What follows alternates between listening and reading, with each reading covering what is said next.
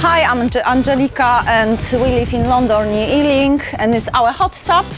It's the hot tub called EveRest hot tub, and it's very big. Hi, it's very big for it just fits 7 people.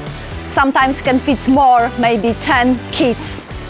They having party, like Anthony's having party with his friends. The hot tub is great for winter and summertime. We recommend it, highly recommend it. You can relax, you can have a party, you can just have a party with friends and Prosecco, nice Prosecco.